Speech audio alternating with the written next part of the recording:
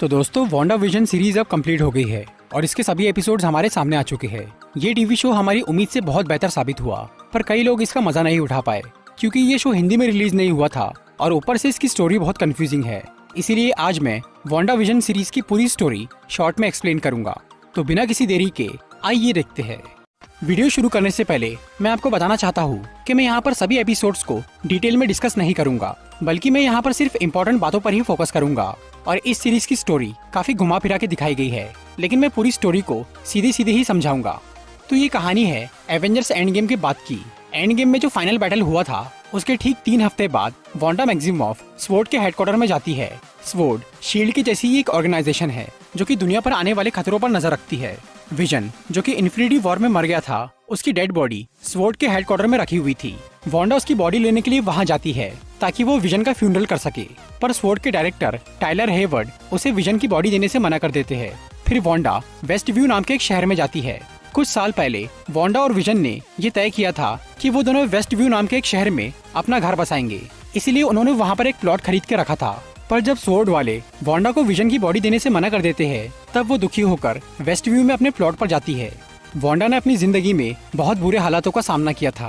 पहले उसके माँ बाप मारे गए, फिर उसका भाई, उसके बाद उसका प्यार विजन भी मर गया। इस सब से वो पहले ही बहुत दुखी थी। ऊपर से जब वो विजन का फ्यूनरल भी नहीं कर पाई तो उसके सबर का बांध टूट गया। उसके इमोशंस आउट ऑफ कंट्रोल हो गए और उसकी पावर्स ने भयानक रूप ले लिया। और तब वांडा की बॉडी से इतनी सारी एनर्जी निकली जिससे उस खाली जगह पर एक घर बन गया। वो पूरा शहर भी उसकी एनर्जी से चेंज हो गया और तो और उसकी शक्ति से एक नए विजन का जन्म हो गया। वांडा ने अपनी पावर से पूरे वेस्ट व्यू शहर की रियलिटी ही बदल दी और उसे अपने हिसाब से ढाल लिया। वांडा को बचपन में सिटकॉम्स यानी कॉमेडी सीरियल देखना बहुत पसंद था, इसीलिए उसने अपनी इस रियलिटी को पुराने सिटकॉम के स्टाइल में बनाया था। और यहाँ जो विजन मौजूद था उसे अपनी बीती जिंदगी के बारे में कुछ भी नहीं मालूम था। वो बस वांडा को जानता था और उससे प्यार करता था। फिर वांडा और विजन की शादी हो जाती है और वो दोनों एक हैप्पी मैरिड लाइफ जीने लगते हैं। वांडा ने जब वेस्ट व्यू पर अपनी पावर यूज करी तो बाहर की दुनिया से वो शहर और उसके लोग कहीं गायब हो गए। इसीलिए इस मैटर को सॉल्व करने के लिए FBI एजेंट जिमी वू को बुलाया जाता है। पर जिमी वू के लिए भी ये मैटर बहुत कॉम्प्लेक्स था, इसीलिए वो स्वॉर्ड के लोगों से मदद मांगता है। फिर स्वॉर्ड के डायरेक्टर मोनिका रैम्ब्यू को इस काम के लिए भेजते हैं। मोनिका रैम्ब्यू मारिया रैम्ब्यू की बेटी है, जिसे हमने कैप्टन मार्वल मूवी में देखा था। मारिया अब मर चुकी है और मोनिका अब स्वॉर्ड की एजेंट बन चुकी है।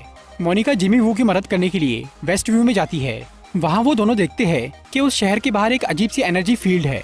जब मोनिका उस एनर्जी फील्ड के पास जाती है तो वो उसके अंदर खींच ली जाती है।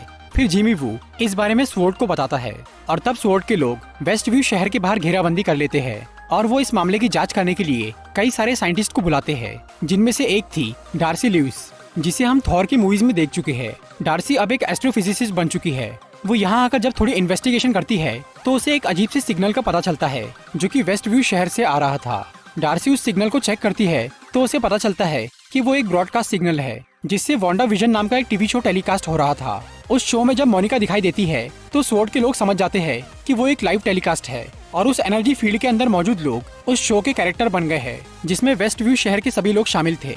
स्वॉर्ड, FBI और सभी साइंटिस्ट मिलकर ये समझने की कोशिश करते हैं कि वहाँ हो क्या रहा है।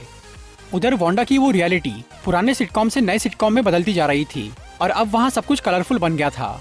कभी कभी वांडा की अपनी रियलिटी पर से पकड़ छूटने लगती थी और वहाँ थोड़ी गड़बड़ होने लगती थी, पर वांडा उसे ठीक कर देती थी और वो किसी को भी अपनी इस दुनिया में इंटरफेयर नहीं करने देती।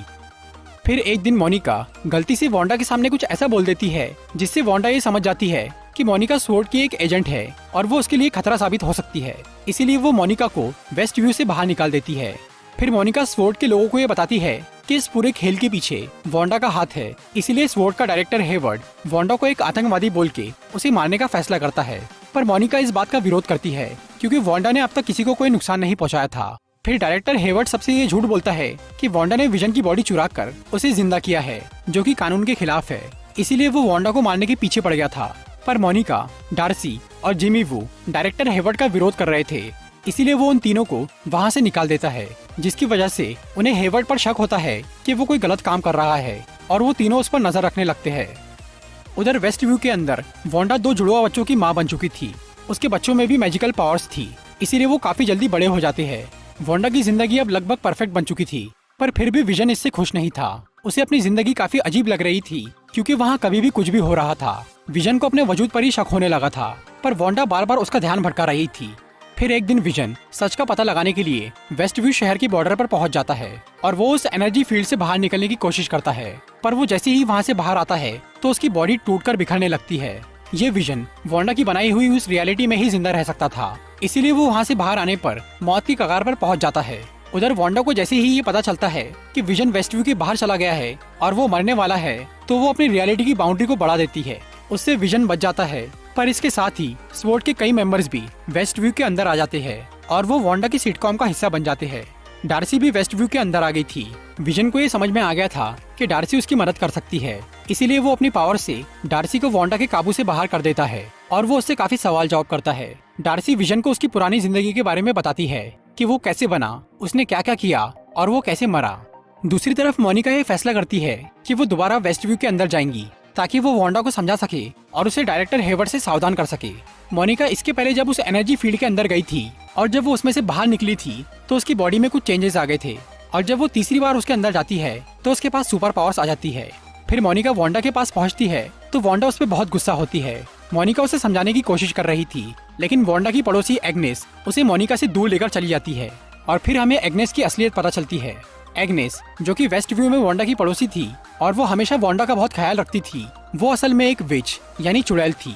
उसका असली नाम था अगाथा हार्कनेस। अगाथा सेलम की रहने वाली एक विच थी जो कि डार्क मैजिक का यूज करती थी।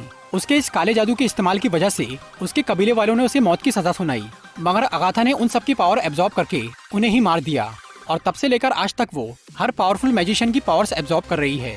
जब वांडा ने वेस्ट व्यू में अपना जादू चलाया तो अगाथा को दूर से ही उसकी पावर्स की भनक लग गई, इसीलिए वो वेस्ट व्यू में आ पहुंची। वहाँ अगाथा ने देखा कि वांडा ने अपनी पावर से पूरे शहर और उसके लोगों का रंग रूप बदल दिया है। वो वांडा की इस बेमिसाल शक्ति का राज जानना चाहती थी, इसीलिए वो उस पर नजर रख रही थी। यहाँ तक कि उसने वेस्ट व्यू के एक लड़के को वांडा का नकली भाई बनाकर उसके पास भेजा था ताकि वो उससे सच जान सके। पर जब अगाथा की कोई चाल कामयाब नहीं हुई तो उसे खुद वांडा के सामने आना पड़ा।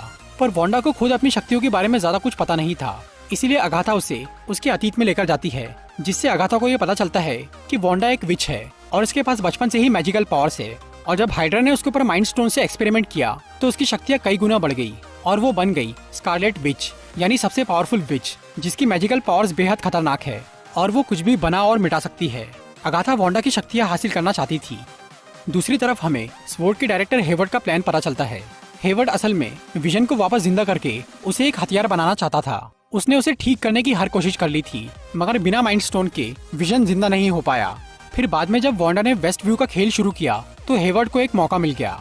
उसने जब वांडा को मारने के लिए वेस्ट व्यू के अंदर एक ड्रोन भेजा और वांडा ने उस ड्रोन पर अपनी पावर इस्तेमाल करके उसे बाहर फेंक दिया तो हेवर्ड का काम हो गया। उस ड्रोन के ऊपर वांडा की एनर्जी मौजूद थी। जब विजन की बॉडी को असेंबल करके उसे वांडा की एनर्जी से चार्ज किया गया तो वो चालू हो गया, मगर अब वो पहले जैसा इमोशनल नहीं था, वो बस एक रोबोट था। हेवर्ड उस विजन की पुरानी मेमोरीज डिलीट करके उसे वांडा और वेस्ट व्यू वाले विजन को मारने के लिए प्रोग्राम कर देता है। फिर ये नया व्हाइट विजन वेस्ट व्यू के अंदर जाता है।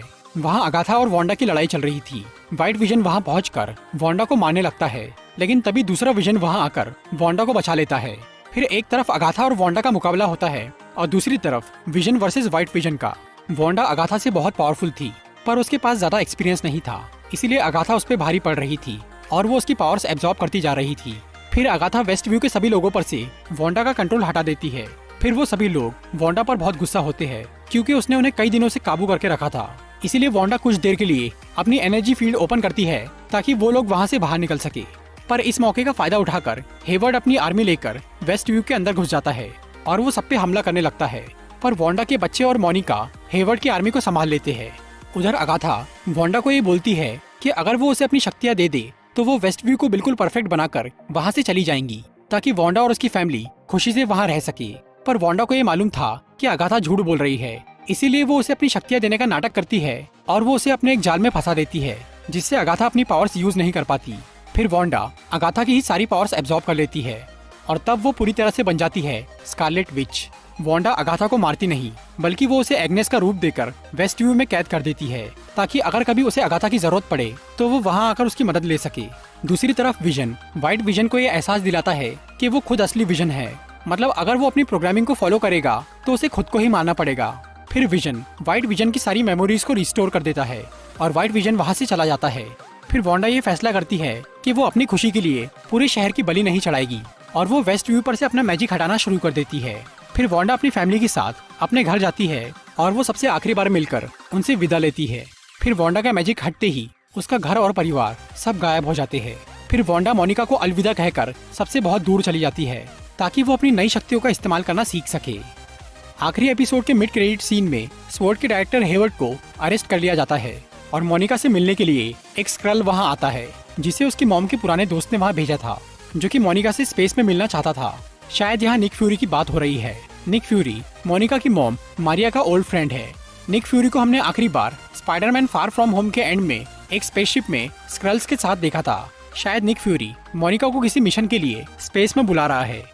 पोस्ट क्रेडिट सीन में हमें वांडा दिखाई देती है जो कि किसी अनजान जगह पहाड़ों में अकेली रह रही थी। आगे हमें दिखता है कि वांडा अपने एस्ट्रल फॉर्म में एक बुक पढ़ रही है। ये बुक है डार्क होल्ड, जो कि एक डार्क मैजिक की बुक है और वो पहले अगाथा के पास थी, पर वांडा ने उसकी शक्तियों के साथ उससे ये बुक भी ले ली थी और अब वांडा इस बुक से डार्क मैजिक सीख रही है। यहाँ उसे अपने दोनों बच्चों की आवाज सुनाई देती है जो कि उसे मदद के लिए पुकार रहे थे। शायद वांडा डार्क मैजिक का इस्तेमाल करके अपने बच्चों को वापस लाना चाह रही है। तो दोस्तों, ये थी वांडा विजन सीरीज की पूरी स्टोरी।